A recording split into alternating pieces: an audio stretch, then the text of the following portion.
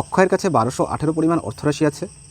তিনি সেই অর্থরাশি তার ছেলে অর্জুন এবং কার্তিকের মধ্যে ভাগ করে দেন, বার্ষিক 10% চক্রবৃদ্ধি সুদের হারে বিনিয়োগ করতে বলেন। দেখা গেছে যে অর্জুন এবং কার্তিক 12 এবং 13 বছর পর সমপরিমাণ স্ববৃদ্ধি মূল পেয়েছেন। অক্ষয় কত অর্থরাশি কার্তিককে দিয়েছিলেন? দেখো, এটা চক্রবৃদ্ধি সুদের একটা ভেরি ভেরি ইম্পর্টেন্ট টাইপের অঙ্ক। এই ধরনের অঙ্কগুলোকে কিন্তু খুব শর্টে এক লাইনে করা যায়। কীভাবে? এই যে দেখো, সুদের হারটা 10% দিয়েছে, এই 10%-এর ফ্র্যাকশন ভ্যালু কত? 1/10।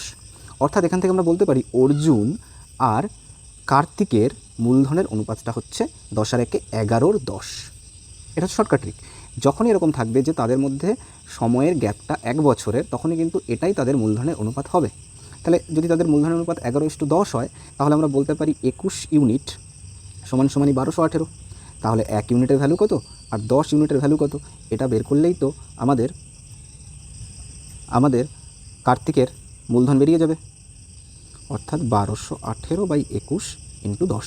21 দিয়ে 1218কে কেটে যাবে। দেখো, 21 দিয়ে 1218কে যদি একবারে কাটতে না পারো, ভেঙে ভেঙে কাটতে পারো। 7 × 3 = 21, 7 × 1 = 7, 7 × 7 = 49, 7 × 4 = 28 এবং 3 দিয়ে দেখো, 3 × 5 = 15, 3 × 8 = 24। অর্থাৎ 58 × 10 580 হয়ে যাবে। বি ফর 580 হয়ে যাবে কার্তিকের মূলধন।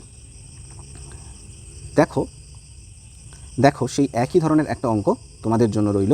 এই অঙ্কটার অ্যান্সার তোমরা অবশ্যই কমেন্টে আমাকে করে জানাবে। ঠিক আছে?